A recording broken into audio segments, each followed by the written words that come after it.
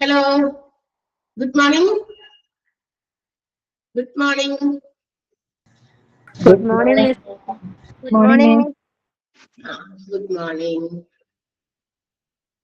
Good morning, Miss. Good morning. Good morning. Good minute. Present ഈ ക്ലാസ്സിനകത്ത് present ചെയ്യുന്ന ബുദ്ധിമുട്ടാണ്. Presentation ആണ് പ്രശ്നം. എന്താ ഇവിടെ ഇങ്ങനെ?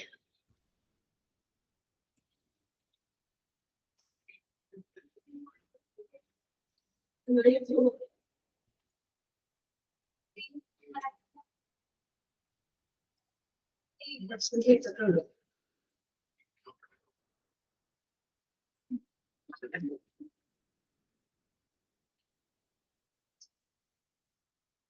ഹ്യൂമൻ റിസോഴ്സ് മാനേജ്മെന്റ് അതല്ലേ നമ്മുടെ ചാപ്റ്റർ? അതെ, ടൈപ്സ് ഓഫ് ഇന്റർവ്യൂസ് കഴിഞ്ഞു. ഈ പ്രസന്റ് ചെയ്തേക്കുന്നത് എന്തുവാ കാണുന്നത് നിങ്ങള്?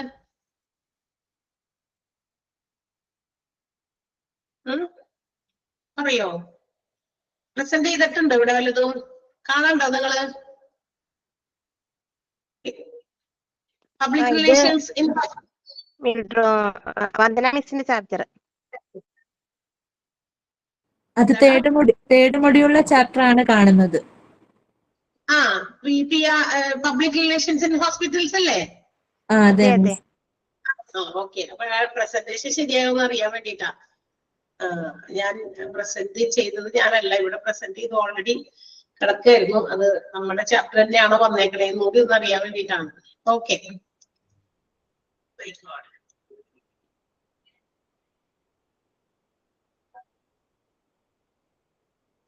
യെസ്, ഹ്യൂമൻ റിസോഴ്സ് മാനേജ്മെന്റ് എന്ന് പറയുന്ന ചാപ്റ്റർ നമ്മൾ എവിടെ വരെ എടുത്തു?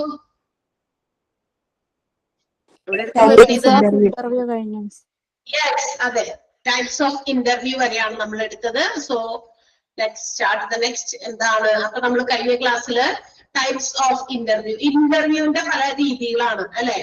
നമ്മൾ എല്ലാ ഇന്റർവ്യൂസും ഒരുപോലെയാണെന്ന് വിചാരിക്കും, പക്ഷെ എല്ലാ ഇന്റർവ്യൂസും ഒരുപോലെയല്ല. Interviews also differ from one another. ഓരോ ഇന്റർവ്യൂസും പല രീതിയിലാണ്. അപ്പൊ നമ്മൾ പഠിച്ച കുറച്ച് ഇന്റർവ്യൂസിനെ കുറിച്ച് അറിയാലോ. അപ്പൊ ഇങ്ങനെയുള്ള ഇന്റർവ്യൂസ് ഒക്കെ നമ്മൾക്ക് ഏത് രീതിയിലുള്ള ഇന്റർവ്യൂ ആണ് ഫേസ് ചെയ്യേണ്ടി വരിക എന്ന് നമുക്ക് പറയാൻ പറ്റില്ല. So pattern or structure interview എന്ന് പറയുന്നത് അതിനൊരു കൃത്യമായ ഒരു പാറ്റേൺ ഉണ്ടായിരിക്കും, ഒരു സ്ട്രക്ചർ ഉണ്ടായിരിക്കും, ഒരു പ്രീ പ്ലാൻഡ് ആയിട്ടുള്ള ഒരു ഇന്റർവ്യൂ ആയിരിക്കും.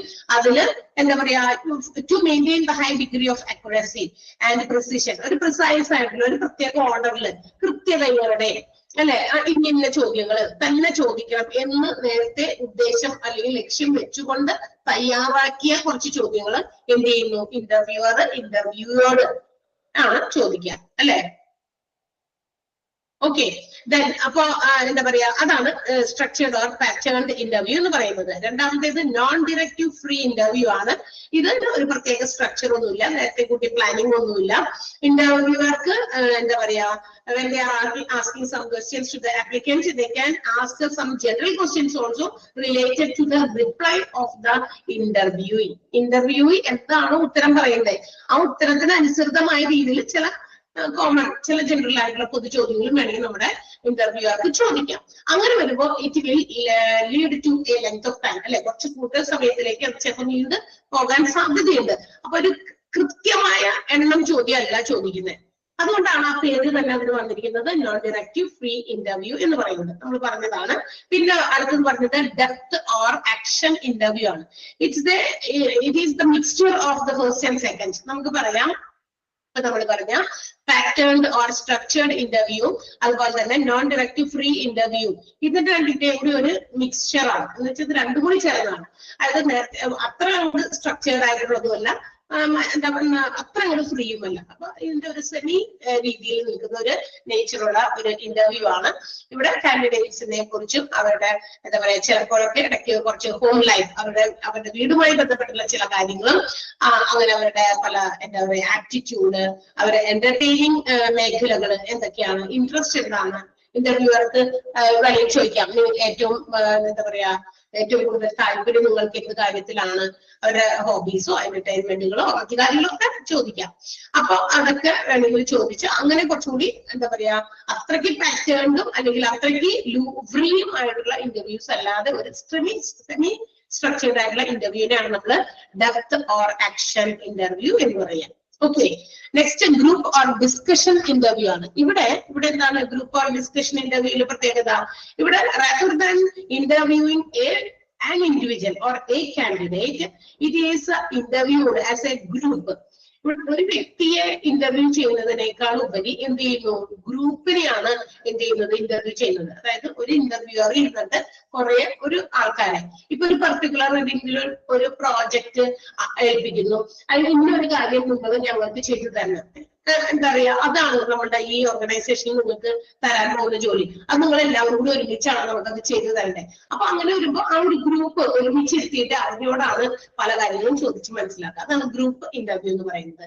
ഗ്രൂപ്പ് ഇന്റർവ്യൂ തൊട്ടടുത്ത് പറഞ്ഞ പാനൽ ഓർ ബോർഡ് ഇന്റർവ്യൂ തമ്മിൽ ക്ലാഷ് ആകരുത്.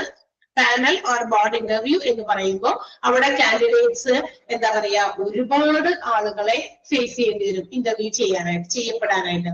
അവിടെ കാൻഡിഡേറ്റ് വിൽ ബി വൺ, ഒരു കാൻഡിഡേറ്റും and that candidate will be interviewed by more than one interview. ഒന്നിൽ കൂടുതൽ ഇന്റർവ്യൂവർ ഇരുന്നിട്ട് ഒരു പാനലായിട്ട് ഇരിക്കുന്നു. അപ്പൊ കുറെ ചോദ്യങ്ങൾ. അപ്പൊ ഞാൻ എക്സാമ്പിൾ പറയും. ഇപ്പൊ ഹോസ്പിറ്റൽസ് പോലെയുള്ള ബിസിനസ് ഓർഗനൈസേഷൻ, ഹോസ്പിറ്റൽസ് പോലെയുള്ള സ്ഥാപനങ്ങളിലൊക്കെ ജോലിക്ക് എടുക്കുമ്പോൾ അപ്പൊ എന്താ പറയാ ഏത് പർട്ടിക്കുലർ വിഭാഗത്തിലേക്കാണ് ഇപ്പൊ നിങ്ങൾ ഹോസ്പിറ്റൽ അഡ്മിനിസ്ട്രേഷൻ ഒക്കെ പഠിക്കുന്നവര് നമുക്കറിയാം എന്താണ് ഹോസ്പിറ്റൽ അഡ്മിനിസ്ട്രേഷൻ പഠിക്കുമ്പോൾ നമുക്ക് എന്താ പ്രത്യേകത ഉള്ളത്? We have to manage the hospital as a whole. മൊത്തത്തിലെ ഹോസ്പിറ്റലിനെ മാനേജ് ചെയ്യേണ്ടവരാ നമ്മള്. അപ്പൊ ഏതെങ്കിലും ഒരു പർട്ടിക്കുലർ ഡിപ്പാർട്ട്മെന്റില് ഏതെങ്കിലും ഇന്ന ഡിപ്പാർട്ട്മെന്റിൽ മാത്രം ജോലിക്ക് വരുന്ന ജോലിക്കാരനോ അല്ല ഞാൻ. അപ്പൊ ഹോസ്പിറ്റലിനെ മൊത്തം അറിയണം. അതിനുവേണ്ടി നമ്മൾ ഹോസ്പിറ്റൽസിന്റെ ഡിപ്പാർട്ട്മെന്റുകളും ഒക്കെ നമ്മൾ ഓൾറെഡി ഇപ്പൊ ഈ ഒരു എന്താ പറയാ ഈ ഒരു കോഴ്സിലൂടെ നമ്മൾ പഠിക്കും. സോ നമുക്കറിയാം ഇന്ന ഡിപ്പാർട്ട്മെന്റിൽ ഇന്ന കാര്യങ്ങൾ നടക്കുന്നു, ഇന്ന കാര്യങ്ങൾ മാനേജ് ചെയ്യപ്പെടുന്നു എന്നൊക്കെ നമ്മൾ അതിന് മനസ്സിലാക്കി എടുക്കുന്നുണ്ട് ആ ഒരു ഡ്യൂറേഷനിൽ, ആ ഒരു കോഴ്സിലൂടെ. സോ അപ്പൊ നിങ്ങൾക്കൊക്കെ ചിലപ്പോ ഇതുപോലുള്ള പാനൽ ഇന്റർവ്യൂവിലൊക്കെ ചിലപ്പോ ഫേസ് ചെയ്യേണ്ടി വരും. കാരണം ഓരോ വിഭാഗത്തിലെയും പ്രത്യേകം കാര്യങ്ങൾ ചോദിക്കാൻ ആ ഡിപ്പാർട്ട്മെന്റുമായി ബന്ധപ്പെട്ട ആൾക്കാരായിരിക്കും ചിലപ്പോ അതിന് എന്താ പറയാ പറ്റുന്ന ആൾക്കാർ അല്ലെ, അങ്ങനെയുള്ള കൺവീനിയന്റ് ആയിട്ടുള്ള ആളുകള്. അപ്പൊ ഇപ്പൊ എന്താ പറയാ കാർഡിയോളജി ഡിപ്പാർട്ട്മെന്റ് അതിനകത്ത് എന്തെങ്കിലുമൊക്കെ കാര്യങ്ങൾ നിങ്ങൾക്ക് അതിനെക്കുറിച്ച് അറിവുണ്ടോ എന്നറിയണം. കാർഡിയോളജി ഡിപ്പാർട്ട്മെന്റിൽ എന്തൊക്കെ കാര്യങ്ങൾ നടക്കുന്നു, അപ്പൊ അതിനെ കുറിച്ച് ചെറുതായിട്ടെങ്കിലും ഒരു ജ്ഞാനം, അല്ലെങ്കിൽ അവിടെ ട്രീറ്റ്മെന്റ് കൊടുക്കുന്ന കാര്യമൊന്നുമില്ല, അതിനെ കുറിച്ച് ഇപ്പൊ ചിലപ്പോ അല്ലെങ്കിൽ ഹ്യൂമൻ റിസോഴ്സ് മാനേജ്മെന്റ്, അപ്പൊ HR ഡിപ്പാർട്ട്മെന്റിലെ കാര്യങ്ങൾ ചിലപ്പോ എന്തെങ്കിലും നിങ്ങൾക്ക് അറിയുന്നുണ്ടോ എന്ന് അറിയണം.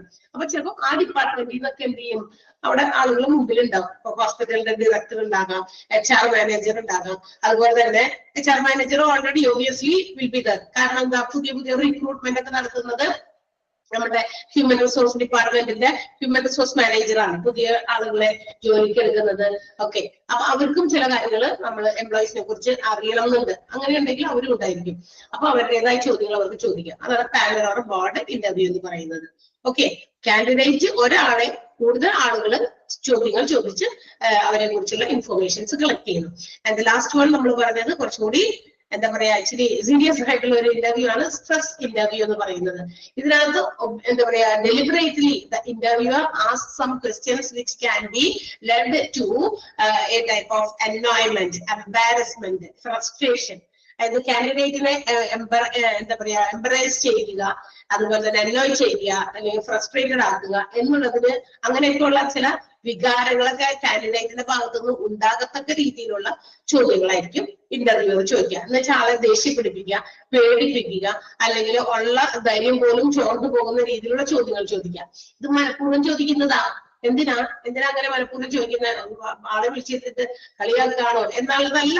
അത്തരം സന്ദർഭങ്ങളിൽ, അതായത് ഇതുപോലെയുള്ള situations when we face in an organization, ഒരു ബിസിനസ് സ്ഥാപനത്തില് ഹോസ്പിറ്റൽസ് പോലെയുള്ള സ്ഥലങ്ങളിലൊക്കെ നമ്മൾ ജോലി ചെയ്യുമ്പോൾ ഇതുപോലെയുള്ള റിയാക്ഷൻസ് ഒക്കെ ആളുകളിൽ നിന്ന് നമുക്ക് നേരിടേണ്ടി വരും. ഒരു ജോലിക്കാരൻ എന്ന നിലയിൽ അല്ലെങ്കിൽ ഒരു ജോലിക്കാരി എന്ന നിലയിൽ ചിലപ്പോ നമ്മളുടെ എന്താ പറയാ സുപ്പീരിയേഴ്സിൽ നിന്നും നമ്മുടെ സബോർഡിനേറ്റ്സിൽ നിന്നും നമ്മുടെ കൂടെ ജോലി ചെയ്യുന്നവരിൽ നിന്ന് ഒക്കെ നമ്മൾ അല്ലെങ്കിൽ പേഷ്യൻസിൽ നിന്ന് ഒരുപാട് ഇതുപോലുള്ള കാര്യങ്ങൾ നമുക്ക് ഫേസ് ചെയ്യേണ്ടി വരും.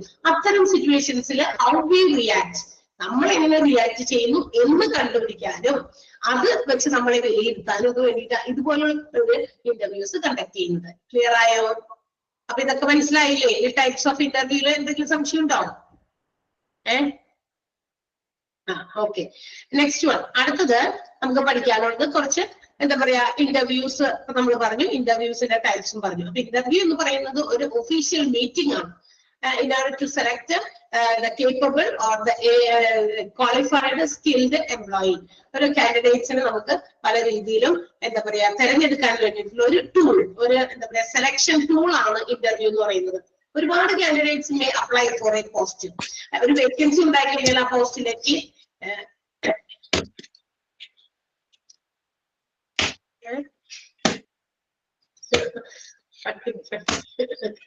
Okay yes. അപ്പൊ എന്താ പറയാ എന്താണ് പറഞ്ഞത്? ഒരുപാട് വേക്കൻസീസ് അല്ല, വേക്കൻസീസ് വരുമ്പോൾ ഒരുപാട് ആപ്ലിക്കേഷൻസ് നമുക്ക് വരാം അല്ലെ. അപ്പൊ ആ ആപ്ലിക്കേഷൻസ് ഒക്കെ ഫില്ല് ചെയ്യണമെങ്കിൽ നമുക്ക് we have to select someone from it. ഒരു 10 പേരുടെ വേക്കൻസിക്ക് 100 ആപ്ലിക്കേഷൻസ് കിട്ടിക്കഴിഞ്ഞാൽ ആ 10 പേരെ ആക്കി എടുക്കണം നമ്മൾ. 100-ൽ നിന്ന് 10 പേരെ നമുക്ക് ആവശ്യമുള്ളവരെ മാത്രമേ നമുക്ക് ജോലി പോസ്റ്റ് ചെയ്ത് കൊടുക്കാൻ പറ്റുള്ളൂ. ആ 10 പേരെ അതിൽ നിന്ന് സെലക്ട് ചെയ്യണം. ആദ്യം അപ്ലൈ ചെയ്ത 10 പേരെയാണോ സെലക്ട് ചെയ്തത്? നോ, ഒബ്വിയസ്ലി നോ, തീർച്ചയായിട്ടും അല്ല. ആദ്യം ആപ്ലിക്കേഷൻ അയച്ച 10 പേരെയല്ല സെലക്ട് ചെയ്യുന്നത്.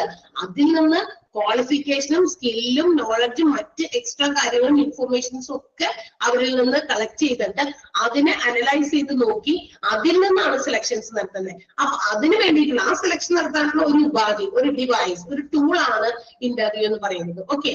അപ്പൊ ഇന്റർവ്യൂവിന്റെ മെത്തേഡ്സ് ഒക്കെ നമ്മൾ കണ്ടു. അടുത്തത് നമ്മൾ പഠിക്കാൻ പോകുന്നത് പ്രൊമോഷൻ. ഇനി കുഞ്ഞു 2-3 ടോപ്പിക്സ് ആണ്. Promotion. Have you heard about promotion? കേട്ടിട്ടുണ്ടോ ഈ വാക്ക് പ്രൊമോഷൻ എന്ന്?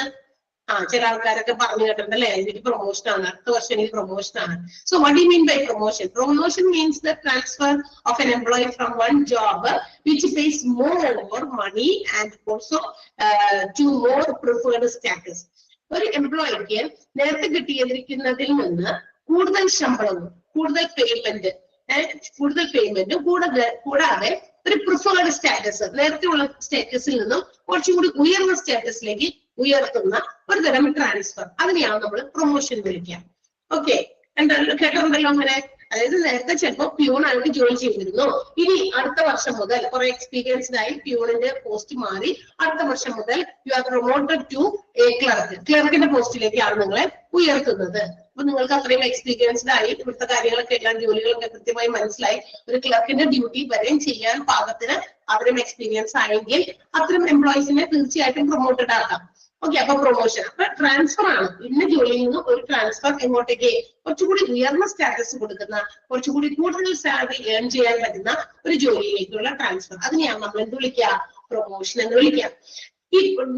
ഈ promotion usually it is conducted through A normal policy. ഒരു സാധാരണ രീതിയിൽ ഈ പറയുന്ന പോലെ നമ്മൾ പ്രൊമോഷൻസ് കൊടുക്കുന്നത് എന്തിന്റെ അടിസ്ഥാനത്തിലാണെന്ന് ചോദിച്ചു കഴിഞ്ഞാൽ it is on the basis of length of service. ആളുടെ സർവീസിന്റെ ലെങ്ത്, ഡ്യൂറേഷൻ നോക്കിയിട്ട് എത്ര വർഷത്തെ എക്സ്പീരിയൻസ് ഉണ്ട് ആ എക്സ്പീരിയൻസ് ഡ്യൂറേഷൻ നോക്കി കൊടുക്കും.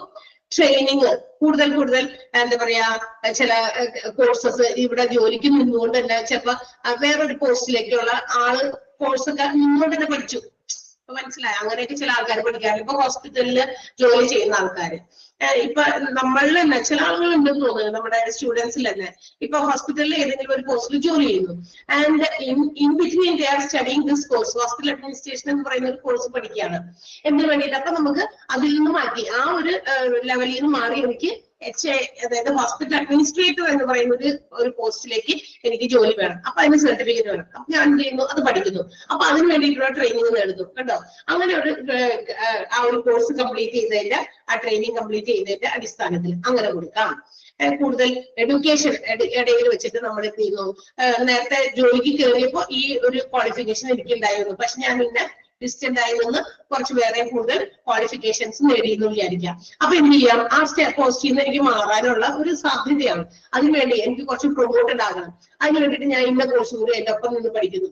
നേരത്തെ എനിക്ക് +2 ക്വാളിഫിക്കേഷൻ ഉണ്ടായിരുന്നു, ഇപ്പൊ ഞാൻ ഡിഗ്രി എടുത്തു, അല്ലെങ്കിൽ PG എടുത്തു. സോ ആ PGയുടെ തുല്യമായ രീതിയിലുള്ള വേക്കൻസീസ് വരികയാണെങ്കിൽ എനിക്ക് എന്ത് ചെയ്യാം? പ്രൊമോട്ടഡ് ആകാം. അവിടെ എവിടെയെങ്കിലും വേക്കൻസി എടുക്കും. കാരണം ഞാൻ അതിന് ക്വാളിഫൈഡ് ആയി. ഇൻ ബിറ്റ്വീൻ നമ്മൾ ആ ജോലിക്ക് നിന്നുകൊണ്ട് അങ്ങനെയുള്ള ക്വാളിഫിക്കേഷൻസ് എടുക്കുന്നവരുണ്ട്. അങ്ങനെ അതിന്റെ അടിസ്ഥാനത്തിലായിരിക്കാം. അപ്പൊ അങ്ങനെയൊക്കെ എന്ത് ചെയ്യാൻ പറ്റും. പിന്നെ പ്രീവിയസ് വർക്ക് ഹിസ്റ്ററി, ഇയാളുടെ ജോലി, മുന്നിലുള്ള ജോലിയുടെ ചരിത്രമൊക്കെ എടുത്ത് നോക്കുമ്പോൾ എന്താണ് വെൽ ആൻഡ് അക്യുറേറ്റ് ആണ്, എല്ലാ കാര്യത്തിലും ഒരു കാര്യവും നെഗറ്റീവ് പറയാനില്ല. അങ്ങനെയുള്ള വ്യക്തികൾക്കും എന്ത് ചെയ്യാറുണ്ട്, പ്രൊമോഷൻസ് കൊടുക്കാറുണ്ട്. അപ്പൊ ഇതൊക്കെ പ്രൊമോഷൻസിന് വേണ്ടിയിട്ട് വെയിറ്റേജ് കൊടുക്കുന്ന ചില ഫാക്ടേഴ്സ് ആണ്. മനസ്സിലായി. അപ്പൊ പ്രൊമോഷൻസ് അതിന്റെയൊക്കെ അടിസ്ഥാനത്തിലാണ് നടത്തുന്നത്. അപ്പൊ ഇല്ലേ, ഈ പ്രൊമോഷൻ പ്രധാനമായിട്ട് നടക്കുന്നത് എന്തുകൊണ്ടാണെന്നറിയോ, if there is some vacancy in the top level areas, മുകളിലേക്കുള്ള ഏരിയാസിലൊക്കെ ചില വേക്കൻസീസ് ഒക്കെ വരുമ്പേ യൂഷ്വലി ബിസിനസ് ഓർഗനൈസേഷൻസ്, ഹോസ്പിറ്റൽസ് മാത്രമല്ല മിക്ക ബിസിനസ് ഓർഗനൈസേഷൻ ചെയ്യുന്ന കാര്യമാണ് പുറത്തുനിന്ന് പുതിയ ആൾക്കാരെ ജോലിക്ക് എടുക്കാതെ അതിനേക്കാൾ കൂടുതൽ അവർ പ്രിഫർ ചെയ്യുന്നത് എന്താണെന്നറിയോ, അവിടെ നിലവിലുള്ള ജോലിക്കാരിൽ നിന്ന് ഈ പറയുന്ന മാനദണ്ഡങ്ങളുടെ അടിസ്ഥാനത്തിൽ ഏതൊക്കെയാ, സർവീസിന്റെ ലെങ്ത്, ട്രെയിനിങ്, എഡ്യൂക്കേഷൻ, പിന്നെ അവരുടെ പ്രീവിയസ് വർക്ക് ഹിസ്റ്ററി, ഇതിന്റെയൊക്കെ അടിസ്ഥാനത്തിൽ ആരെങ്കിലും ഒരു നോക്കി വെക്കും. ആ നോക്കി വെച്ചിട്ട് ആ ആൾക്ക് അങ്ങനെ ഒരു സാഹചര്യം വരുമ്പോ, ടോപ്പ് ലെവലിൽ ഏതെങ്കിലും ഒരു സ്ഥലത്ത് വേക്കൻസി വരുമ്പോ ഈ ആളെ അങ്ങോട്ട് പ്രൊമോട്ട് ചെയ്തിടും. മനസ്സിലായ. സാധാരണ ബിസിനസ് ഓർഗനൈസേഷൻസ് ടോപ്പ് ലെവലിലേക്കുള്ള അപ്പോയിന്റ്മെന്റുകളൊക്കെ അങ്ങനെയാണ് നടത്തുന്നത്, റിക്രൂട്ട്മെന്റുകളൊക്കെ. ഈ ലോവർ ലെവലില് ആണ് പുറത്തുനിന്ന് ആളുകൾ എടുക്കുന്നത്. കാരണം എന്താണെന്ന് കേട്ടെ, കാരണം ടോപ്പ് ലെവൽ എന്ന് പറയുമ്പോൾ ഇച്ചിരി എന്താ പറയാ, ടോപ്പ് ലെവൽ എന്ന് പറയുമ്പോൾ കുറച്ചും കൂടി എന്താ പറയാ, നമ്മൾ ശ്രദ്ധിക്കേണ്ട ഓർഗനൈസേഷന്റെ ഒബ്ജക്റ്റീവ്സ്, ലക്ഷ്യങ്ങൾ നേടിയെടുക്കാൻ വേണ്ടിയിട്ട് കുറെ കാര്യങ്ങളൊക്കെ നമുക്കുണ്ട്. അപ്പൊ അതിനൊക്കെ തടസ്സം വരാത്ത രീതിയിൽ ഇവിടെ നമുക്ക് അറിയാവുന്ന, നമുക്ക് വളരെയധികം പരിചയമുള്ള കുറെ ആളുകളൊക്കെയാണ് അവിടേക്ക് ഇടുന്നതെങ്കിൽ വലിയ കുഴപ്പമില്ല. പുതിയവർ വരുന്നവര് എങ്ങനെയുള്ളവരാണ് നമുക്ക് ഇനി പഠിച്ചെടുക്കാൻ സമയമെടുക്കും. അപ്പൊ അതുകൊണ്ട് തീർച്ചയായിട്ടും മിക്ക ഓർഗനൈസേഷനിലും അതാണ് അതിന്റെ ഒരു ട്രെൻഡ്. അങ്ങനെയാണ് നിലവില് ടോപ്പ് ലെവൽസിലൊക്കെ സം വേക്കൻസി ഉണ്ടെങ്കിൽ എന്താ പറയാ, ലോവർ ലെവലിലുള്ള എംപ്ലോയീസിനെ ഈ പറയുന്ന കാര്യങ്ങൾ അടിസ്ഥാനമാക്കിയാണ് കേട്ടോ. അല്ലാതെ വെറുതെ എടുത്ത് അയ്യോ മുകളിൽ ഒഴിവുണ്ട്, ഇവിടെ എന്താ പറയാ ക്ലർക്ക് ജോലി ചെയ്യുന്ന ആളെ എടുത്തിട്ട് നമുക്ക് അവിടുത്തെ എക്സിക്യൂട്ടീവിന്റെ പോസ്റ്റിലേക്ക് കൊടുക്കാം, അങ്ങനെയല്ല. അതൊന്നും നോക്കിയിട്ടല്ല. ഇവിടെ കുറച്ച് കാര്യങ്ങൾ നമ്മൾ നേരത്തെ പറഞ്ഞു. ഏതൊക്കെയാ പറഞ്ഞത്, ലെങ്ത് ഓഫ് സർവീസ് പറഞ്ഞു, ട്രെയിനിങ് പറഞ്ഞു, എഡ്യൂക്കേഷൻ കോഴ്സ് പറഞ്ഞു, കംപ്ലീറ്റ് ചെയ്യുന്ന ഏതെങ്കിലും കോഴ്സസ് കംപ്ലീറ്റ് ചെയ്യുമ്പോൾ അതിന്റെ അടിസ്ഥാനത്തിൽ, പിന്നെ അവരുടെ പ്രീവിയസ് വർക്ക് ഹിസ്റ്ററി. ഇത് എല്ലാ കുറ്റവും എപ്പോഴും വേണ്ടാന്നോ അല്ലെങ്കിൽ എപ്പോഴും എന്താ ഒരു നെഗറ്റീവ്സ് മാത്രമേ ഉള്ളൂ, പോസിറ്റീവായിട്ട് ഒന്നുമില്ലാത്ത അങ്ങനെയുള്ള ആളുകളൊന്നും പ്രൊമോട്ട് ചെയ്യില്ല. ഓക്കെ. അപ്പൊ അതിനൊക്കെ വെയിറ്റേജ് കൊടുത്ത് അതിൽ ഏറ്റവും നന്നായിട്ടുള്ള ആളുകളെ എടുത്തിട്ടായിരിക്കും ആ പോസ്റ്റ് നമ്മൾ ഫില്ല് ചെയ്യുക. എന്നിട്ട് ലോവർ ലെവലിലേക്ക് പുതിയ പുറത്തുനിന്ന് ഏതെങ്കിലും എന്താ പറയുക ലേബർ മാർക്കറ്റിങ്ങോ അല്ലെങ്കിൽ മറ്റേതെങ്കിലും ലേബറിനെ പ്രൊവൈഡ് ചെയ്യുന്ന ഏജൻസീസ് ഉണ്ട്, എംപ്ലോയീസിനെ പ്രൊവൈഡ് ചെയ്യുന്ന, അവരോട്ട് കോൺടാക്ട് ചെയ്തോ അല്ലെങ്കിൽ അഡ്വർടൈസ്മെന്റിലൂടെയോ വേക്കൻസീസ് ഉണ്ടെന്ന് അറിയിച്ച് അങ്ങനെയും ഒക്കെ റിക്രൂട്ട് ചെയ്യുന്നു. മനസ്സിലായോ? എന്താണ് പ്രൊമോഷൻ എന്ന് പറഞ്ഞാൽ മനസ്സിലായോ? അപ്പൊ പ്രൊമോഷന് വെയിറ്റേജ് കൊടുക്കുന്ന കാര്യങ്ങളാണ്. അതുകൊണ്ട് മനസ്സിലായ? മിണ്ടല്ലോ ഇവിടെ ഇരിക്കുന്നവര്. അപ്പൊ ഒന്ന് ഈ സെന്റൻസ് അണ്ടർലൈൻ ചെയ്യാം. ഈ ഒരു സെന്റൻസ് പ്രൊമോഷൻ മീൻസ് എന്ന് പറഞ്ഞ സെന്റൻസ് അണ്ടർലൈൻ ചെയ്യാം. 2 സെന്റൻസ് ഉള്ളൂ. അടുത്തത് sometimes length of service, sometimes വേണ്ട, ലെങ്ത് ഓഫ് സർവീസ്.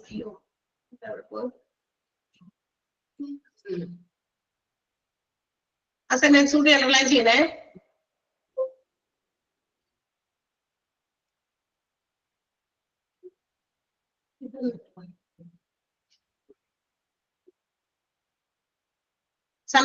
sometimes എന്നുള്ള വേർഡ് ഇല്ലാണ്ട്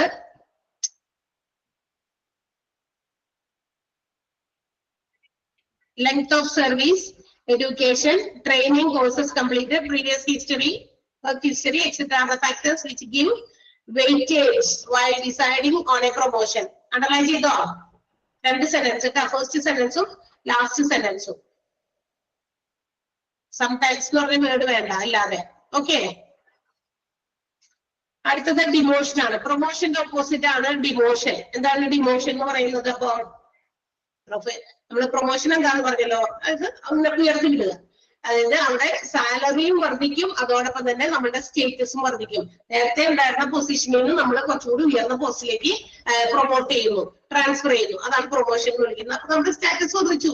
നേരത്തെ ഞാൻ ഇന്ന ഇതിലാ ജോലി ചെയ്തുകൊണ്ടിരുന്നത്, ഇപ്പൊ ഞാൻ അതിൽ നിന്ന് മാറി മറ്റൊരു ഇതിലേക്ക് ആയി എന്നുള്ളത്. ഡിമോഷൻ പറഞ്ഞോട്ടെ? ഈ സ്ക്രീനിലൊന്നും ഇല്ലല്ലോ, കുഴപ്പമില്ലല്ലോ. ഓക്കെ. ഡിമോഷൻ മീൻസ് അപ്പൊ ഇതിന് നേരെ വിപരീതമാണ് ഡിമോഷൻ. അപ്പൊ ഡിമോഷൻ എന്ന് പറഞ്ഞാൽ നേരത്തെ പറഞ്ഞത് മുകളിലേക്ക് ട്രാൻസ്ഫർ ചെയ്യുന്നത്. ഇവിടെ lowering down of the status ആണ്. സ്റ്റാറ്റസും കുറയ്ക്കുന്നു, സാലറിയും കുറഞ്ഞു, റെസ്പോൺസിബിലിറ്റീസും ചെയ്യാനുള്ള ജോലിയുടെ അളവൊക്കെ കുറഞ്ഞു. അങ്ങനെ ഒരു പൊസിഷനെയാണ് നമ്മൾ ഡിമോഷൻ എന്ന് വിളിക്കുക. ചില സന്ദർഭങ്ങളിൽ demotions also occur in an organisation. എല്ലാ ബിസിനസ് ഓർഗനൈസേഷനിലും ജോലിക്കാരുടെ ഇടയിൽ നടക്കുന്ന മറ്റൊരു പ്രതിഭാസമാണ് ഡിമോഷൻ എന്ന് പറയുന്നത്.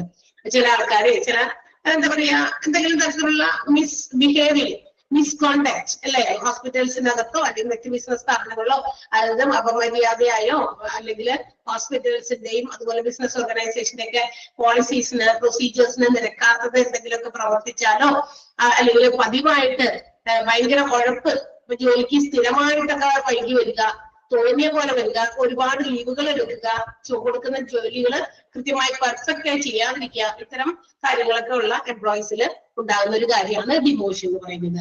അപ്പൊ അവരുടെ സ്റ്റാറ്റസും പോയി, ചിലപ്പോൾ നേരത്തെ എന്തെങ്കിലും കാഷ്യർ പോസ്റ്റിലായിരുന്നു, അപ്പൊ അവിടുന്ന് തട്ടി താഴേക്ക് ഇട്ടു അല്ലെ, എന്തെങ്കിലും പിയൂൺ പോസ്റ്റിലേക്കൊക്കെ തട്ടിയിടുന്നു, അത് ഡിമോഷൻ എന്ന് വിളിക്കും. അപ്പൊ സാലറിയും കുറയും, കാരണം പിയൂൺ പോസ്റ്റിൽ സാലറി കുറവായിരിക്കും, അവരുടെ സ്റ്റാറ്റസും കുറഞ്ഞു. ഇല്ല, നേരത്തെ കാഷ്യർ ആയിരുന്നല്ലോ, ഇപ്പം പിയൂണായി, കണ്ടോ, അങ്ങനെ സ്റ്റേറ്റസും കുറഞ്ഞു പോകുന്നു. ഇങ്ങനെയുള്ള കാര്യങ്ങളൊക്കെ നടക്കുന്ന ഒരു പ്രവൃത്തി, അതിനെയാണ് നമ്മൾ വിളിക്കുക ഡിമോഷൻ. അപ്പൊ ഈ ഡിമോഷൻ എന്തിനാ വൈ ഇറ്റ് ഈസ് പ്രൊവൈഡിംഗ് എന്ന് ചോദിച്ചു കഴിഞ്ഞാൽ the main purpose is to keep that the employees should be vigilant all time. എപ്പോഴും എംപ്ലോയീസിനെ വിജിലന്റ് ആകാൻ എന്ന് വെച്ചാൽ എപ്പോഴും എല്ലാവരും ഇന്ന് അലേർട്ടായിട്ട് വിജിലന്റ് ആയിട്ട് ആക്റ്റീവ് ആയിട്ട് ഇരിക്കണം. അവർക്ക് ഷുഡ് ബി എന്താ പറയാ aware of their responsibilities and duties.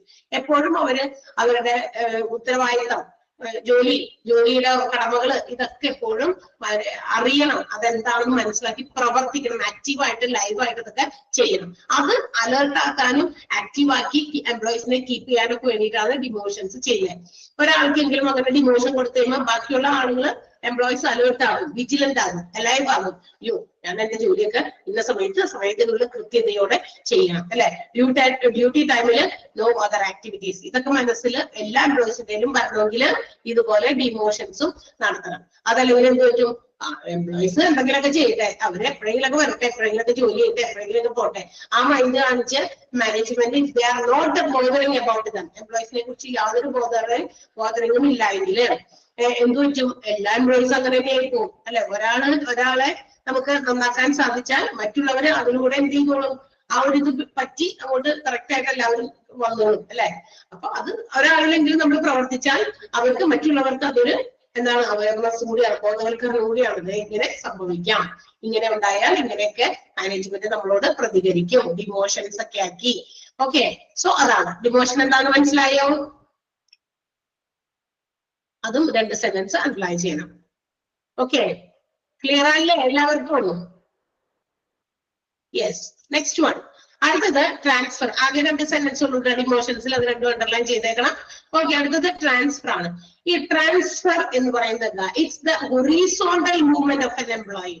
Horizontal എന്ന് പറഞ്ഞാൽ നേരെ ഇവിടെ നിൽക്കുന്ന ആളെ ഇതിനിടയിൽ നിൽക്കുന്നു. നേരത്തെ പ്രൊമോഷൻ പറഞ്ഞപ്പോ ഇങ്ങനെയൊക്കെ ആയിരുന്നു എന്ന് വിചാരിക്കുക.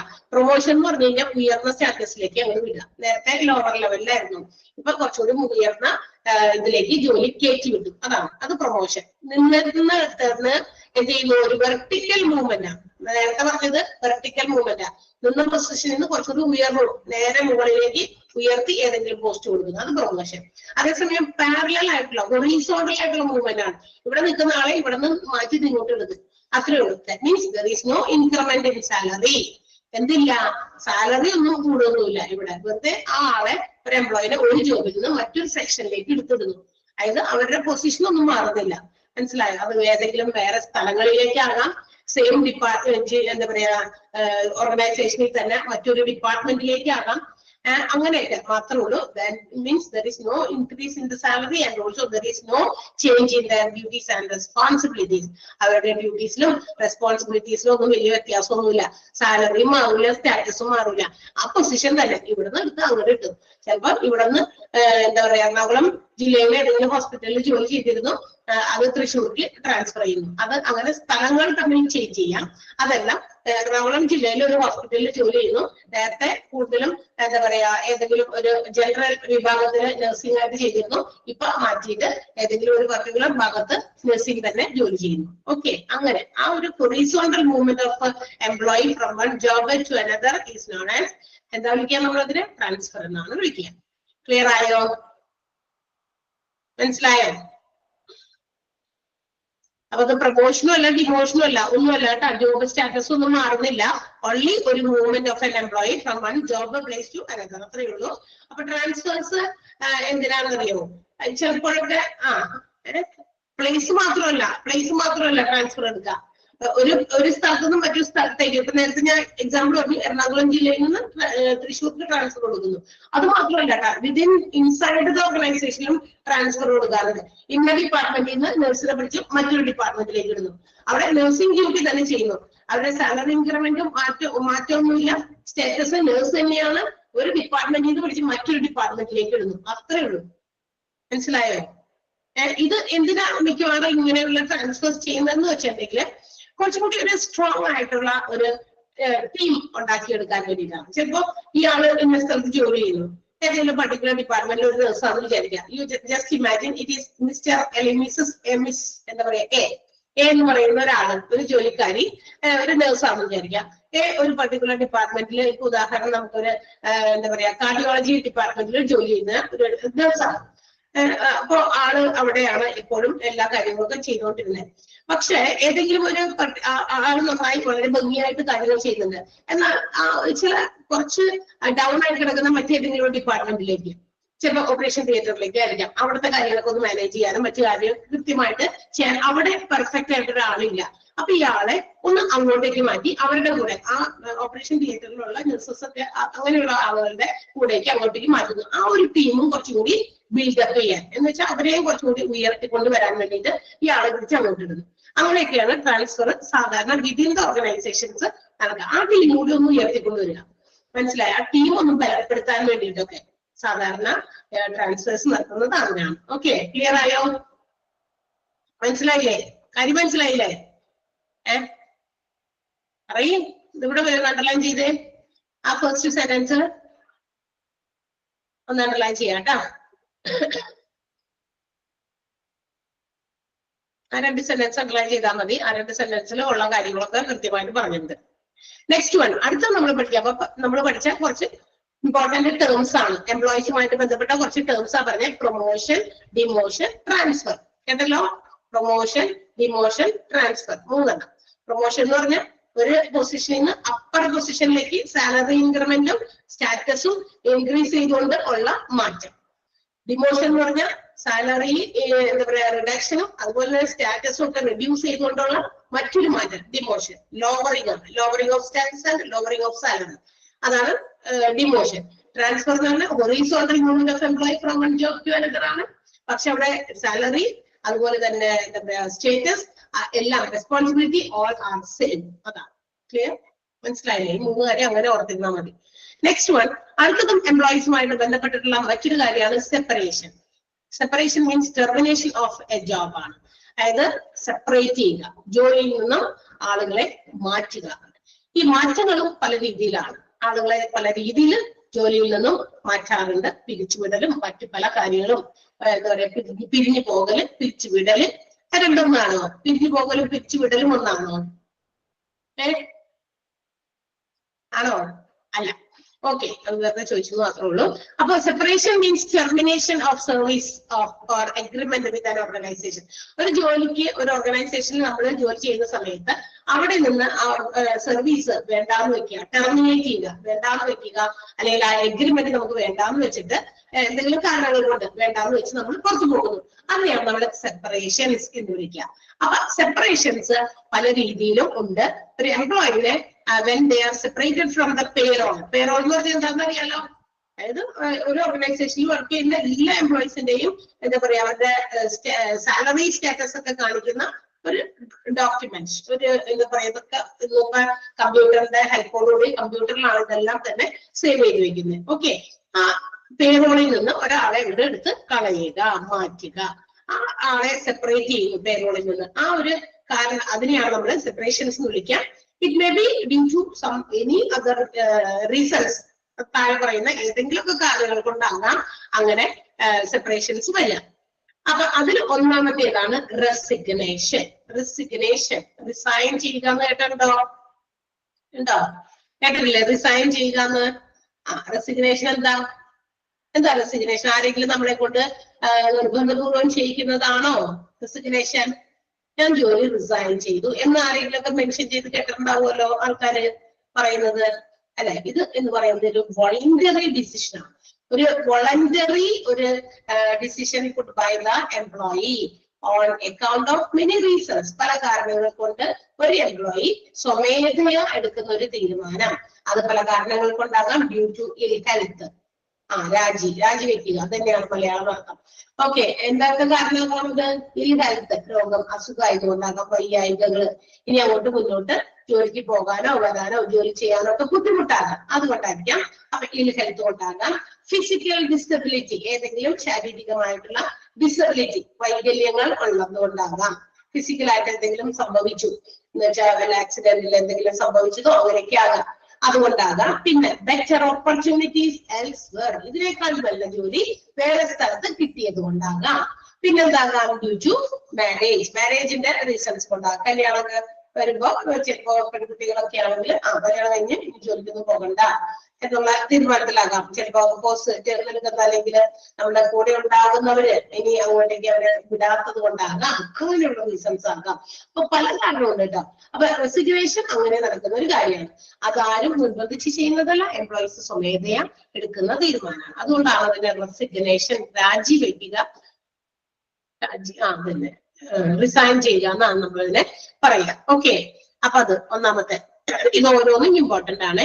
ഈ സെപ്പറേഷൻസിന്റെ ഒന്നാമത്തെ സെന്റൻസ് അണ്ടർലൈൻ ചെയ്യുന്നത് സം റീസൺസ് വരെ.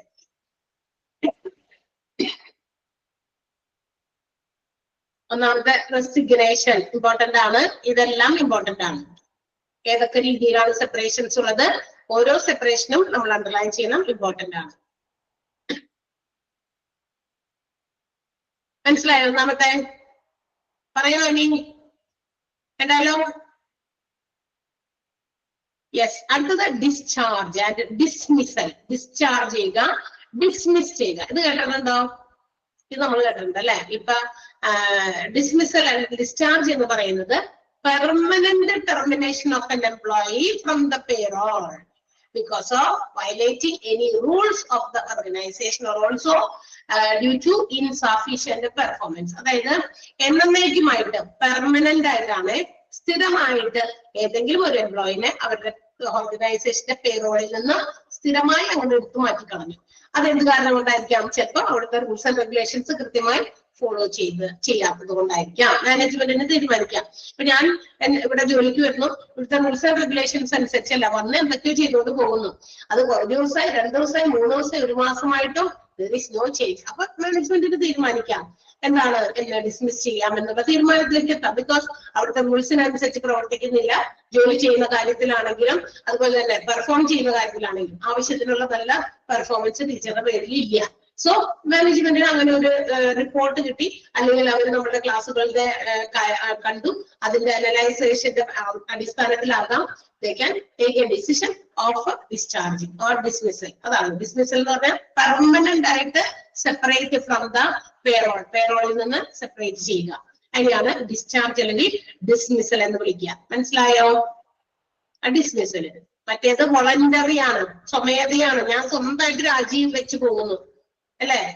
ഞാൻ സ്വന്തമായിട്ട് രാജിക്കത്ത് കൊടുത്തു പോകുന്നു. അത് പല കാരണങ്ങൾ കൊണ്ട് ഹെൽത്ത് ആകാം, ഫിസിക്കൽ ആയിട്ടുള്ള എന്തെങ്കിലും ഡിസബിലിറ്റി കൊണ്ടാകാം, അല്ലെങ്കിൽ മറ്റേതെങ്കിലും കാരണങ്ങളാകാം, വേറെ എവിടെയെങ്കിലും നല്ല ജോലി കിട്ടിയത് കൊണ്ടാകാം. ഇങ്ങനെയുള്ള റിസൾട്ട്സിന് സ്വമേധയാ തീരുമാനം എടുത്ത് രാജിവെച്ച് പോകുന്നതിനെയാണ് റെസിഗ്നേഷൻ എന്ന് വിളിക്കുക. മറ്റേത് മാനേജ്മെന്റ് ഫോഴ്സ്ഫുള്ളി നിർബന്ധമായിട്ടും സ്ഥിരമായിട്ടും ഒരു എംപ്ലോയിനെ അവരുടെ പേറോളിൽ നിന്നും തുടച്ചങ്ങ് മാറ്റി കളയുക. അവരുടെ പെർഫോമൻസ് ആവശ്യത്തിനില്ലാത്തത് കൊണ്ടാകാം, ഓർഗനൈസേഷന്റെ റൂൾസ് ആൻഡ് റെഗുലേഷൻസ് ഫോളോ ചെയ്യാത്തത് കൊണ്ടാകാം, അങ്ങനെയുള്ള കാരണങ്ങൾ കൊണ്ട് കേട്ടോ. നിർബന്ധമാണ്, അതായത് മാനേജ്മെന്റിന് വേറെ നിർത്തില്ല. മറ്റുള്ള പിടിച്ചുവിടുക, വേറെ ഒരു കാര്യമില്ല, അത്രേ ഉള്ളൂ. നെക്സ്റ്റ് വൺ സസ്പെൻഷൻ ആണ്. സസ്പെൻഷൻ എന്താ? ഇത് നമ്മൾ കൂടുതലും ഇപ്പൊ കേൾക്കുന്നത് സ്കൂളുകളിലാണ്. കുട്ടികളെ സസ്പെൻഡ് ചെയ്തു, ഓരോ കുരുത്തക്കേടൊക്കെ ചെയ്തിട്ടേ 5 ദിവസത്തേക്ക് സസ്പെൻഡ് ചെയ്തു, 10 ദിവസത്തേക്ക് സസ്പെൻഡ് ചെയ്തു, 1 മാസത്തേക്ക്, അല്ലെ പ്ലസ് ടുവിലൊക്കെ പഠിക്കുന്ന കുട്ടികളൊക്കെ ചില കുരുത്തക്കേടുകളൊക്കെ കാണിക്കുമ്പോൾ പ്രിൻസിപ്പളും ഹെഡ്മിസ്ട്രസും ഒക്കെ കൂടി ചേർന്ന് എടുക്കുന്ന തീരുമാനമാണ് ഇത് എന്ന് പറയുന്നത്. ഒരു is also A human resource related ആയിട്ടുള്ള ഒരു ആക്ഷൻ തന്നെയാണ്. in which the employee is terminated from his or her work only up to a particular period of time. ഇത് ഇത്ര നാളത്തേക്കുള്ളൂ. അതൊരു സ്പെസിഫിക് പീരീഡ് ഓഫ് ടൈമിന് വേണ്ടി ആളുകളെ ഇങ്ങനെ മാറ്റി നിർത്തുന്നു. പേറോളിൽ നിന്നൊന്നും കട്ട് ചെയ്യുന്നില്ല കേട്ടോ. ആളുകൾ അവിടെ തന്നെയുണ്ട്. 1 മാസത്തേക്ക്, ഒരാഴ്ചത്തേക്ക് സസ്പെൻഷൻ. അതിപ്പോ ജോലിക്കാരത്തിലാണെങ്കിലും ഉണ്ട്. ഓക്കെ അല്ലെ, എംപ്ലോയീസിനൊക്കെ സസ്പെൻഡ് ചെയ്യാറില്ലേ? അതും ഇതുപോലെ തന്നെ എന്തെങ്കിലുമൊക്കെ അവരുടെ ഡിസിപ്ലിനറി ആക്ഷൻസിന് എഗെയിൻസ്റ്റ് ആയിട്ട് പെരുമാറുമ്പോഴാണ് ഓർഗനൈസേഷന്റെ ഡിസിപ്ലിനറി ആക്ഷൻ കറക്റ്റ് ആയിട്ട് ഫോളോ ചെയ്യാണ്ട് വരുന്നത്. മറ്റേത് ഭയങ്കര വലിയ തെറ്റുകളൊക്കെ, ഭയങ്കര വലിയ റൂൾസ് ഒക്കെ തെറ്റിക്കുന്നത് കൊണ്ടാണ് ഡിസ്ചാർജ് അല്ലെങ്കിൽ ഡിസ്മിസൽ വരിക. ഇത് ചെറിയ ചെറുത് അല്ലെ, ചെറിയ എന്ന് പറയുമ്പോ എന്താ പറയാ, ചിലപ്പോ സമയത്തിന് വരാതിരിക്കുക, അങ്ങനെയൊക്കെയുള്ള കാര്യങ്ങളാകാം. അങ്ങനെ അപ്പൊ ഒരു ഡിസിപ്ലിനറി ആക്ഷൻ എന്നതുപോലെ എന്ത് ചെയ്യുന്നു, അല്ലെങ്കിൽ ചിലപ്പോ ഒരു ഏതെങ്കിലും എംപ്ലോയിയുമായിട്ട് പരസ്പരം ചെറിയ തോതിൽ ഉന്തും വഴക്കൊക്കെ അടിയൊക്കെ ഉണ്ടാക്കി വലിയ കാര്യമായ വലിയ കാട്ട യുദ്ധമൊന്നും അല്ലാണ്ട് ഉദ്ദേശിച്ചത് തന്നെ അടിപിടിയൊക്കെ ചെറുതായിട്ടേ ഉന്തുന്നളൊക്കെ വന്നു, വലിയ ഇഞ്ചുറീസ് ഒന്നും ഇല്ലാത്ത ഒരു അത്. അപ്പൊ അതിന്റെ പേരിൽ 2 പേരെ ഞങ്ങൾ സസ്പെൻഡ് ചെയ്യും. കുറച്ച് നാളത്തേക്ക് ഒരു സ്പെസിഫിക് ടൈം പീരീഡ് ഉണ്ട്. അതിന് ഒരാഴ്ചയാകാം, മേ ബി 1 മന്ത് ആകാം, അതുണ്ടാകാം. ആ സ്പെസിഫിക് പീരീഡ് ഓഫ് ടൈം എടുത്ത് പറയണം, അപ്പോഴാണ് അത് സസ്പെൻഷൻ ആകുള്ളൂ. ഓക്കെ, അപ്പൊ ആ സമയത്ത് യൂഷ്വലി വിത്തൗട്ട് പേ. ആ സസ്പെൻഷൻ സമയത്ത് എന്തില്ല, എന്ത് കൊടുക്കൂല, അവർക്ക് പേയ്മെന്റ് കൊടുക്കൂല. ഇപ്പൊ ഒരാഴ്ചത്തേക്ക് സസ്പെൻഡ് ചെയ്തിരിക്കുകയാണ്, അപ്പൊ ഒരാഴ്ച ജോലി ചെയ്തില്ലല്ലോ, അപ്പൊ അവരാഴ്ചത്തെ ജോലി കട്ട്, സാലറി കട്ട്. കേട്ടെ, 1 മാസത്തേക്കാണെങ്കിൽ 1 മാസത്തെ സാലറി കട്ട്. ക്ലിയർ? സസ്പെൻഷൻ മനസ്സിലായോ? മനസ്സിലായി? Okay. Next one Leh of ആണ് അടുത്തത്. അണ്ടർലൈൻ ചെയ്യണേ സസ്പെൻഷൻ ഫുള്ള്.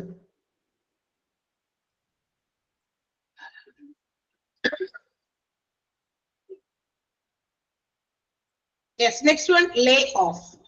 ഇവിടെ it is also a termination. ഇതും ഒരുതരം ടെർമിനേഷൻ തന്നെയാണ്, ഒഴിവാക്കൽ അല്ലെങ്കിൽ മാറ്റി നിർത്തലാണ് എംപ്ലോയീസിനെ. പക്ഷെ ഇതിന് there is no fixed time period. ഇത് എത്ര നാളത്തേക്കാണ് ഇങ്ങനെ മാറ്റി നിർത്തുന്നത് എന്ന് പ്രത്യേകം എടുത്ത് പറഞ്ഞിട്ടില്ല. 1 മാസത്തേക്ക് വരണ്ട, അല്ലെങ്കിൽ 2 മാസത്തേക്ക് വരണ്ട, ഒരാഴ്ചത്തേക്ക്, അങ്ങനെ ഒരു പ്രത്യേക കാലയളവൊന്നും ഇല്ലാതെ ഒരു ഇൻഡെഫിനിറ്റ് ആയിട്ടുള്ള ഒരു ടെർമിനേഷൻ ആണ്.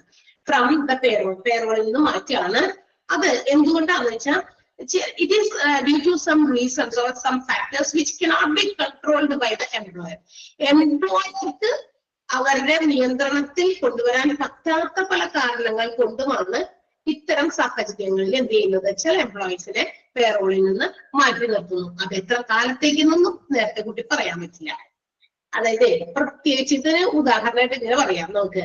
അതായത് ഇപ്പൊ ഓർഗനൈസേഷൻ എന്താ പറയാ, ഇങ്ങനെ കുറച്ച് എംപ്ലോയീസിനെ മാറ്റി നിർത്തി, 1-2 എംപ്ലോയീസിനെ മാറ്റി നിർത്തിയാലും it will not be a loss to the organisation. ആ അവരുടെ ജോലി അവർ ചെയ്യാതിരിക്കുന്നത് കൊണ്ട് വലിയ നഷ്ടമൊന്നും ഓർഗനൈസേഷന് വരുന്നില്ല. ഇവരിവിടെ ഉണ്ടായിട്ടും വലിയ കാര്യമായിട്ട് നേട്ടമൊന്നും ഇല്ല. അങ്ങനെയുള്ള സാഹചര്യങ്ങളിൽ എന്തിന്, അപ്പൊ ഇവരിവിടെ ഉണ്ടായിട്ടും നമ്മുടെ സെയിം എമൗണ്ട് ഓഫ് വർക്ക് ഇവിടെ ഉണ്ട്, വർക്ക് ഇവിടെ കിട്ടുന്നുണ്ട്, ഇത്രയും ആളുകള് ജോലി ചെയ്യുന്നുണ്ട്, ആ ജോലിയുടെ ആ റിസൾട്ട് തന്നെയാണ് ഇവരുണ്ടായാലും ഇവിടെ നടക്കാൻ പോകുന്നത്. അതിന് കൂടുതലൊന്നും ഇവിടെ സംഭവിക്കാൻ പോകുന്നില്ല എന്ന ഒരു തോന്നൽ ഉണ്ടായാൽ മാനേജ്മെന്റിന് എംപ്ലോയർക്ക് തീരുമാനിക്കാം ഇതിൽ നിന്ന് കുറച്ച് ആൾക്കാരെ വേണമെങ്കിൽ മാറ്റാം. അല്ലെങ്കിൽ എന്താണ്, വെറുതെ ഇങ്ങനെ സാലറി കൊടുത്തുകൊണ്ടിരിക്കുന്നു, ഇറ്റ്സ് എൻ എക്സ്പെൻസ്. തീർച്ചയായിട്ടും ഓർഗനൈസേഷനെ സംബന്ധിച്ച് എംപ്ലോയീസിന് സാലറി കൊടുക്കുക എന്ന് പറയുന്നത്, അതും ഹ്യൂജ് എമൗണ്ട് ഒക്കെ സാലറി കൊടുക്കുമ്പോൾ അത് അവരെ സംബന്ധിച്ച് ഇതൊരു ചെലവാണ്, വലിയ ചെലവാണ് അല്ലെ. എംപ്ലോയീസിന് കൊടുക്കുന്ന ക്യാഷ് സാലറീസ് എന്ന് പറയുന്നത് ഈ പറയുന്ന ആൾക്കാർ ഇവിടെ ഉണ്ടായാലും അത് കൊടുത്തുകൊണ്ടേയിരിക്കുന്നു. പക്ഷെ ഇവരിൽ നിന്ന് എക്സ്ട്രാ ഇവിടെ വേറെ ഒന്നും ഉണ്ടാകപ്പെടുന്നില്ല. ഈവൻ പ്രോഡക്റ്റ് ആയിക്കോട്ടെ, സർവീസസ് ആയിക്കോട്ടെ, സാധനങ്ങൾ ഉത്പാദിപ്പിക്കുന്ന ഒരു ഓർഗനൈസേഷൻ ആയിക്കോട്ടെ, സേവനങ്ങൾ ഉത്പാദിപ്പിക്കുന്ന ഓർഗനൈസേഷൻ ആയിക്കോട്ടെ, ഈ 1-2 പേരെ നമ്മൾ ഇതിൽ മാറ്റിയാലും സെയിം റിസൾട്ട് ആണ് നമുക്ക് ഓർഗനൈസേഷനിൽ നിന്ന് കിട്ടുന്നത് എന്നുണ്ടെങ്കിൽ എന്ത് ചെയ്യണം നമ്മള്? പിന്നെ നമ്മൾ ഇവിടെ ഈ 2 ആൾക്കാർ കൂടുതലാണ്, അവരെ നമ്മൾ അങ്ങനെ മാറ്റിയാണ്. അതൊരു നിശ്ചിത കാലഘട്ടത്തിലേക്ക് നിലത്ത് തൽക്കാലം ഇപ്പൊ നിങ്ങൾ ഇനി കുറച്ച് ദിവസത്തേക്ക് വരണ്ട, അങ്ങനെയൊക്കെ ഒരു നൈസ് ആയിട്ടുള്ള ഒരു ഒഴിവാക്കല്. ക്ലിയർ ആയോ? ഇത് പ്രധാനമായിട്ടും ഓർഗനൈസേഷൻസ് ചെയ്യുന്നത് to lessen the burden of the organisation, നമ്മുടെ financial burden of the organisation. Business ഓർഗനൈസേഷൻസിന്റെ ഒക്കെ സാമ്പത്തിക ആ ഒരു എന്താ പറയാ ബർഡൻ അല്ലെ, ബുദ്ധിമുട്ട് അതൊക്കെ ഒഴിവാക്കാനും പിന്നെ മാത്രമല്ല ഇവരെ വലിയ ഉപകാരം ആ ഒരു ഓർഗനൈസേഷനിൽ ഇവരിൽ നിന്ന് എക്സ്ട്രാ നമുക്ക് കിട്ടാനില്ല. അതുകൊണ്ടും അത്തരം സാഹചര്യങ്ങൾ ഉള്ളത് കൊണ്ട് പിന്നെ നമ്മൾ എന്തിനും വെറുതെ ആൾക്ക് സാലറി കൊടുത്ത അത്രയും എക്സ്പെൻസ് നമ്മൾ വഹിക്കുന്നു അല്ലെ. അപ്പൊ അങ്ങനെയൊക്കെയുള്ള സാഹചര്യത്തിലാണ് ഈ ലേ ഓഫ് എന്ന് പറയുന്ന ഒരു പർട്ടിക്കുലർ ടൈപ്പ് ഓഫ് ടെർമിനേഷൻ ഓർഗനൈസേഷൻസിൽ നടക്കുന്നത്. ചില ഓർഗനൈസേഷൻസിൽ അങ്ങനെ നടക്കുന്നുണ്ട്. ഇപ്പൊ ഹോസ്പിറ്റൽസിൽ ഒരുപാട് ജോലിക്കാരുണ്ട്. ഇത്ര ആൾക്കാർ എന്തിനാ, ഇവർക്കൊക്കെ വെറുതെ സാലറി കൊടുക്കുകയാണ്. പക്ഷെ ഇവർക്ക് സാലറി കൊടുക്കുന്നത് കൊണ്ട് അതിൻ്റെതായ ഒരു ഉപകാരം, ഒരു യൂട്ടിലൈസേഷൻ നമ്മുടെ ഓർഗനൈസേഷൻ ഉണ്ടെങ്കിൽ പിന്നെ കൊടുക്കുന്നതിൽ കുഴപ്പമില്ല. പക്ഷെ ഇത് കൊടുത്തിട്ടും സെയിം റിസൾട്ട് ഇത് തന്നെ ഇവരില്ലെങ്കിലും സംഭവിക്കും. ഇവിടെ ഇതൊക്കെ നടന്നോളും, ഇതൊക്കെ കാര്യങ്ങൾ നടന്നോളും എന്ന്. ഓക്കെ, ക്ലിയർ ആയോ? ലേ ഓഫ് എന്താന്ന് മനസ്സിലായോ? മനസ്സിലാകാത്തവരാരെങ്കിലും ഉണ്ടോ? ലേ ഓഫ് മനസ്സിലായല്ലോ എല്ലാവർക്കും? ലേ ഓഫ് അണ്ടർലൈൻ ചെയ്തോട്ടെ. 2 സെന്റൻസേ ഉള്ളൂ. ആ 2 സെന്റൻസും വളരെ വളരെ ഇമ്പോർട്ടന്റ് ആണ്. അപ്പൊ these are the types of termination or separations. അപ്പൊ ഇതൊക്കെയാണ് നമ്മളുടെ ബിസിനസ് ഓർഗനൈസേഷനിലെ എംപ്ലോയീസിനെ ടെർമിനേറ്റ് ചെയ്യുന്ന രീതി. അപ്പൊ ഏതൊക്കെയാണ് ആ രീതി? ഒന്നാമത്തേത് റെസിഗ്നേഷൻ, അത് സ്വമേധയാ വേണ്ടാന്ന് വെച്ച് പോകുന്നു, പല കാരണങ്ങൾ കൊണ്ട് വേണ്ടാന്ന് വെച്ച് പോകുന്നു. രണ്ടാമത്തേത് ഡിസ്ചാർജ് ആണ്. ഡിസ്ചാർജ് ആൻഡ് ഡിസ്മിസൽ എന്ന് പറയുന്നത് എന്താ പറയുന്നത്, ഏതെങ്കിലും തരത്തിലുള്ള റൂൾസ് തെറ്റിച്ചത് കൊണ്ടോ ആവശ്യത്തിനുള്ള പെർഫോമൻസ് ഇല്ലാത്തത് കൊണ്ടോ ചില ആളുകളെ എന്നേക്കുമായിട്ട് എംപ്ലോയീസിന്റെ ലിസ്റ്റിൽ നിന്ന് പേറോളിൽ നിന്ന് കട്ട് ചെയ്ത് മാറ്റുന്നു, അല്ലെങ്കിൽ എന്താ പറയാ ഇല്ലാതാക്കുന്നു, മാറ്റുന്നു. അതിനാണ് നമ്മൾ ഡിസ്ചാർജ് അല്ലെങ്കിൽ ഡിസ്മിസൽ എന്ന് വിളിക്കുക. അടുത്ത സസ്പെൻഷൻ ആണ്. സസ്പെൻഷൻ എന്ന് പറഞ്ഞ ഒരു സ്പെസിഫിക് പീരീഡിലേക്ക് വേണ്ടി മാത്രം റിന്യൂ ചെയ്യുന്നു എംപ്ലോയീസിന്. അത് HR-ന്റെ ഒരു പ്രത്യേക രീതിയിലുള്ള ഒരു ആക്ഷൻ ആണ്. ഇത് എന്താ പറയാ, ഇതിന് there is no payment. ആ സസ്പെൻഷൻ പീരീഡിൽ പേയ്മെന്റ് ഒന്നുമില്ല. It is just for a disciplinary action. ഇതെന്തിനു വേണ്ടിയിട്ടാണ്? ഇതൊരു ഡിസിപ്ലിനറി അച്ചടക്ക കാര്യങ്ങളൊക്കെ കൃത്യമായിട്ട് പാലിക്കുന്നതിന് വേണ്ടിയിട്ട് മാത്രം നടത്തുന്ന ഒരു മാറ്റി നിർത്തലാണ് സസ്പെൻഷൻ എന്ന് പറയുന്ന എംപ്ലോയീസിന്. അടുത്ത ലേ ഓഫ് ആണ്. ലേ ഓഫ് എന്ന് പറയുന്നത് പേറോളിൽ നിന്ന് എന്താ പറയാ ചില factors which cannot be controlled by the employer. എംപ്ലോയർക്ക് കൺട്രോൾ ചെയ്യാൻ പറ്റാത്ത, നിയന്ത്രിക്കാൻ പറ്റാത്ത ചില ഘടകങ്ങൾ ഉള്ളത് കൊണ്ട് ചില എംപ്ലോയീസിനെ എന്ത് ചെയ്യുന്നു, മാറ്റുന്നു. ഇൻഡെഫിനിറ്റ് ആയിട്ടുള്ള ഒരു മാറ്റലാണ്. എത്ര നാളത്തേക്കൊന്നും പ്രത്യേകം പറയാതെ മാറ്റുന്ന ഒരു രീതി, അതിനാണ് ലേ ഓഫ് എന്ന് വിളിക്കുക. അത് usually it is done to reduce, to lessen. Lessen means കുറയ്ക്കുക, റെഡ്യൂസ് എന്നാണ്. To reduce the financial burden of the organization. അവരെ മര്യാദയ്ക്ക് ഉപയോഗിക്കാൻ പറ്റാത്തത് കൊണ്ട്, അതോടൊപ്പം തന്നെ ഓർഗനൈസേഷന് സാമ്പത്തികമായിട്ടുള്ള ചില എന്താ പറയാ ബുദ്ധിമുട്ടുകളൊക്കെ കുറയ്ക്കാനും ഒക്കെ വേണ്ടിയിട്ടാണ് സാധാരണ ലേ ഓഫ് നടക്കുന്നത്. ഓക്കെ, ക്ലിയർ ആയല്ലോ? മനസ്സിലായില്ലേ? അടുത്ത പറഞ്ഞോട്ടെ, അണ്ടർലൈനിങ് ചെയ്തില്ലേ? Okay, next one employee training ആണ്. അപ്പൊ അടുത്ത ടോപ്പിക്കിലേക്ക് നമ്മൾ പോകണം. എല്ലാം എംപ്ലോയീസുമായി ബന്ധപ്പെട്ടതാണ്. നമുക്കറിയാം ഹോസ്പിറ്റൽസിൽ ഓൾസോ എംപ്ലോയീസ് വർക്കിംഗ് അല്ലെ. ഒരു ഹോസ്പിറ്റലിലേക്ക് നമുക്ക് ചെന്ന് കഴിഞ്ഞാൽ ചീട്ടെടുക്കാനിരിക്കുന്നത് മുതൽ, ചീട്ടെടുക്കാനിരിക്കുന്നില്ല, സെക്യൂരിറ്റി മുതൽ എത്ര ജോലിക്കാരാണ് അവിടെ ഉള്ളത്.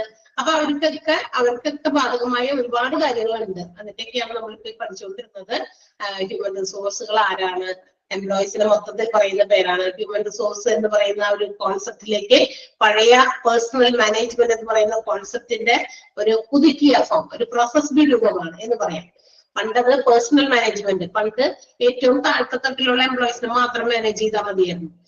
പണ്ടത്തെ കോൺസെപ്റ്റ് ഒക്കെ അങ്ങനെയായിരുന്നു. ഏറ്റവും ഈ മെഷീൻസുമായിട്ട് വർക്ക് ചെയ്യുന്ന ആളുകൾ മാത്രമേ അവരെയൊക്കെ മാനേജ് ചെയ്താൽ മതി. Whether they are doing there work properly അല്ലെ, അവർ മാൻ മെഷീൻ ആ ഒരു ബന്ധം അത് മാനേജ് ചെയ്താൽ മതിയായിരുന്നു പണ്ട് കാലത്ത്. പക്ഷെ ഇന്ന് അങ്ങനെയല്ല. Each and every employees have to be managed. എല്ലാ എംപ്ലോയീസിനെയും ഒരു ബിസിനസ് ഓർഗനൈസേഷനിൽ മാനേജ് ചെയ്യപ്പെടണം എന്ന് പറയുന്ന ഒരു കോൺസെപ്റ്റിലേക്ക് എത്തി. അതുപോലെ തന്നെ അതിനെ കുറിച്ചിട്ടുള്ള കുറെ കാര്യങ്ങളൊക്കെയാണ് നമ്മൾ പഠിച്ചുകൊണ്ടിരിക്കുന്നത്. പിന്നെ അതിനുശേഷം നമ്മൾ ഓർഗനൈസേഷന്റെ സ്ട്രക്ചർ, അതുപോലെ തന്നെ എംപ്ലോയീസിനെ സംബന്ധിക്കുന്ന കുറെ കാര്യങ്ങളിലേക്ക് വന്നു. റിക്രൂട്ട്മെന്റ്, സെലക്ഷൻ, ഇന്റർവ്യൂ അല്ലെ. ആ ഇന്റർവ്യൂവിലൊക്കെ ബന്ധപ്പെട്ട കാര്യങ്ങളൊക്കെ ആയിരുന്നു. പ്രൊമോഷനും ഡിമോഷനും ട്രാൻസ്ഫർ ഒക്കെ പറഞ്ഞു. അടുത്തത് ഇതുമായി തന്നെ ബന്ധപ്പെട്ട കാര്യമാണ് ട്രെയിനിങ്. എന്താണ് ട്രെയിനിങ്? ട്രെയിനിങ് എന്ന് പറയുന്നത് it's the learning series of a programmed behaviour. അതായത് ഒരു ഓർഗനൈസേഷനിൽ when we are recruiting a personnel ഒരു എംപ്ലോയിനെ നമ്മൾ ഒരു ഓർഗനൈസേഷനിൽ റിക്രൂട്ട് ചെയ്യുന്ന സമയത്ത് ആ എംപ്ലോയി എന്താണോ ഇനി മുതൽ ആ ബിസിനസ്സിൽ ചെയ്യേണ്ടത്, അവർ കൊടുത്തിരിക്കുന്ന ജോലി, അസൈൻ ചെയ്തിരിക്കുന്ന ജോലി എങ്ങനെ ചെയ്യണം എന്നുള്ളതിന്റെ ഒരു പ്രോഗ്രാംഡ് ബിഹേവിയർ എന്ന് വെച്ചാൽ എന്താ, ആൾക്ക് മനസ്സിലാക്കി കൊടുക്കുന്ന ഒരു രീതി, ആ ഒരു പെരുമാറ്റ രീതി, അത് ആൾ എത്രത്തോളം പഠിച്ചെടുക്കുന്നു, ആ ഒരു പ്രോസസ്, അതിനെയാണ് നമ്മൾ ട്രെയിനിങ് എന്ന് വിളിക്കുക. ഇപ്പൊ ഒരു ടീച്ചേഴ്സ് ഒക്കെ ആകാനായിട്ട് എന്താ പറയാ, BEdും അതിനകത്ത് കുറെ സാധനമൊക്കെ ഉണ്ടല്ലോ അല്ലെ. BEd പഠിക്കാൻ മാത്രമല്ല, അതിന്റെ കൂടെ പ്രാക്ടിക്കലായിട്ട് വേണ്ട ഒരു എന്താണ് എക്സാംസ് ഒക്കെ എഴുതണം. അപ്പൊ അത്തരം എക്സാംസും കഴിഞ്ഞു. അതിനുശേഷം എന്ത് ചെയ്യും, കുറച്ച് അതിന്റെ ഇടയിൽ നമുക്കൊരു ട്രെയിനിങ്, പ്രാക്ടിക്കൽ ആയിട്ട് അത് ട്രെയിനിങ്ങിന് വേണ്ടിയിട്ട് ഏതെങ്കിലും സ്കൂളുകളൊക്കെ നമ്മൾ പോകുന്നു, ട്രെയിനിങ് പ്രൊവൈഡ് ചെയ്യുന്നു. ആ ട്രെയിനിങ്ങിൽ നിന്നാണ് നമുക്ക് എന്ത് ചെയ്യുന്നത്, എങ്ങനെയാണ് കുട്ടികളെ, അല്ലാണ്ട് പുസ്തകങ്ങളിൽ നമ്മൾ ഒരുപാട് കാര്യങ്ങളൊക്കെ വായിച്ചു പഠിച്ചു, പക്ഷേ we have to be trained, എങ്ങനെ അത് അപ്ലൈ ചെയ്യണം, ആ പഠിപ്പിക്കുന്നതൊക്കെ ഒന്ന് ശരിയാവണം. സ്റ്റൈൽ ഓഫ് ടീച്ചിങ് ഉണ്ട് അല്ലെ, ലാംഗ്വേജസ് യൂസ്ഡ് ഇൻ ടീച്ചിങ്, എന്തൊക്കെ ഭാഷകളില് ഏതൊക്കെ രീതികളിൽ ഏത് സ്റ്റൈലില് പഠിപ്പിക്കണം അല്ലെ, വോയിസ് ഒക്കത്തിനും ഓരോ ഇമ്പോർട്ടൻസ് ഉണ്ട് പഠിപ്പിക്കുന്ന കാര്യത്തിന്.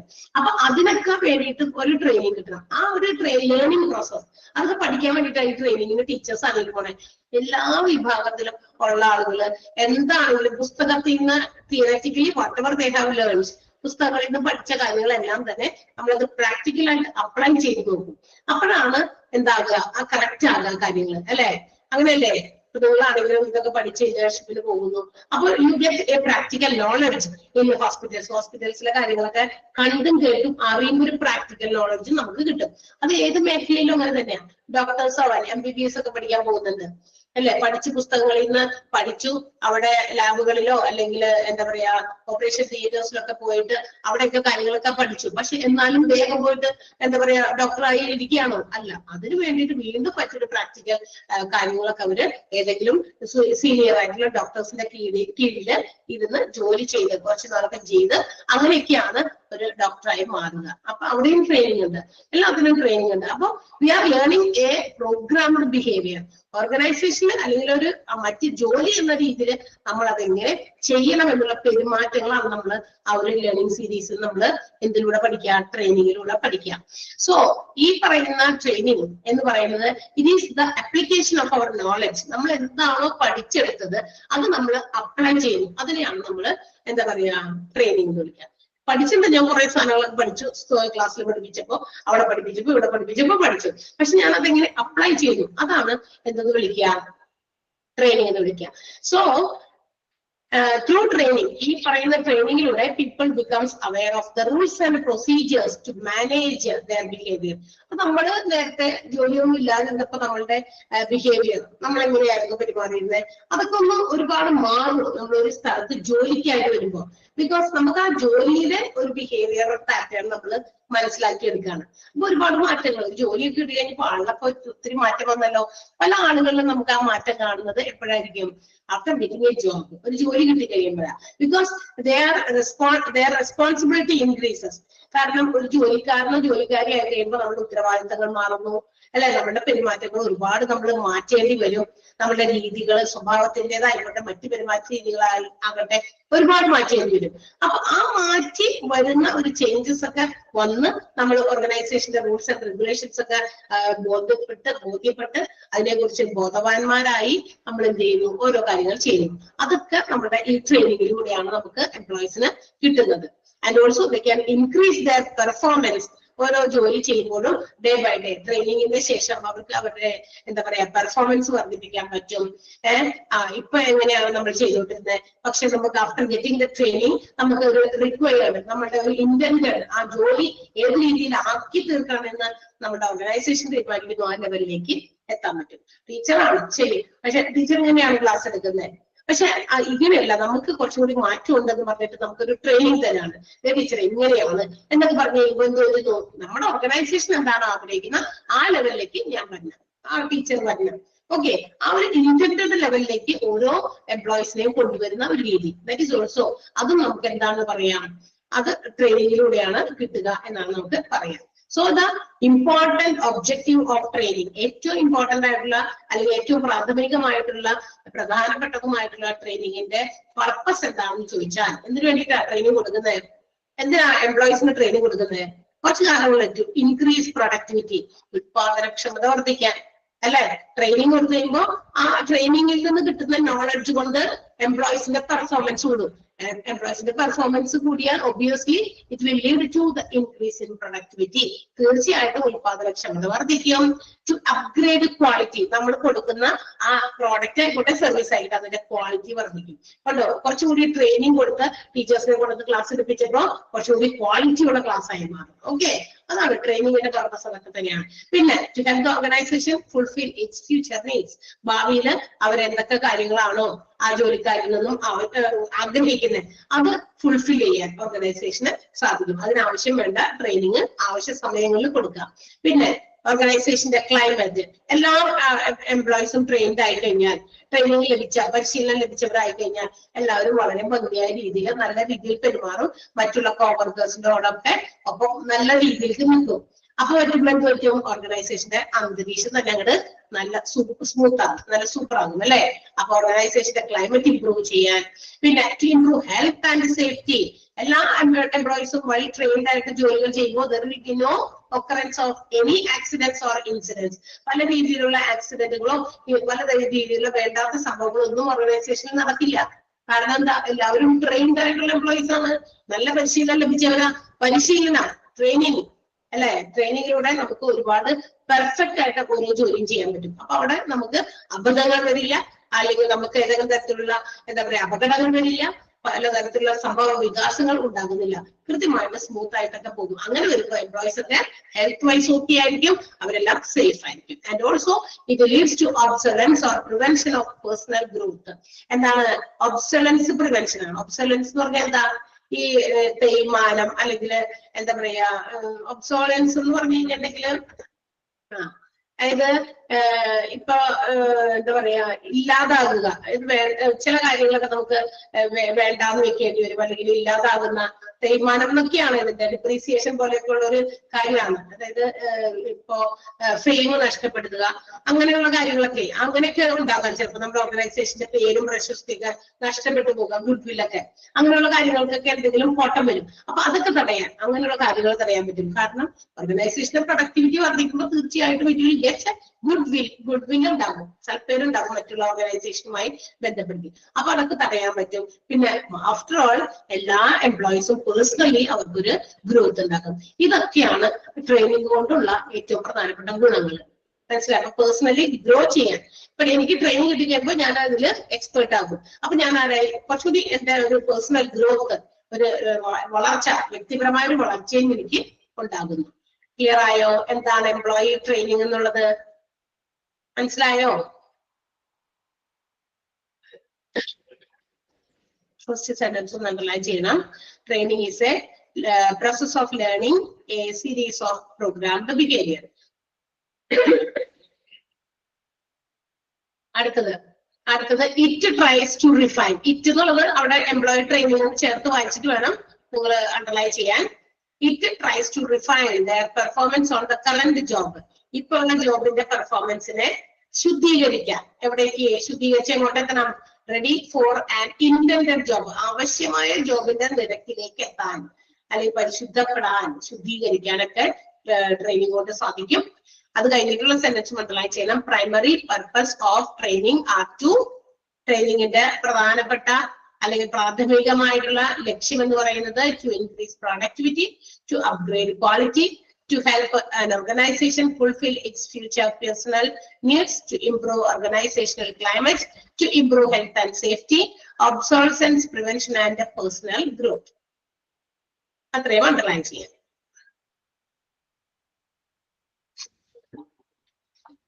ആ ഒരു പാരഗ്രാഫ് വെറുതെ വായിച്ചു നോക്കിയ വേഗം.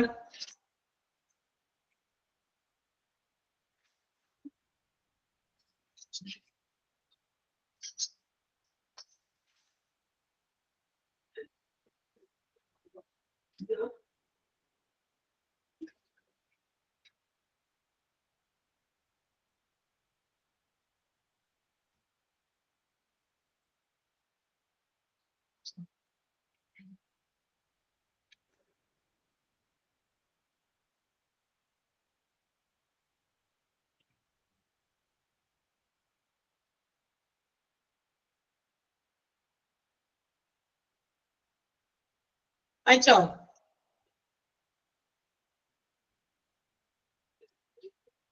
യെസ്, അടുത്തത് സ്റ്റെപ്സ് ഇൻ ട്രെയിനിങ് പ്രോസസ് ആണ്. അപ്പൊ നമുക്ക് അടുത്ത ക്ലാസ്സിൽ എടുക്കാം.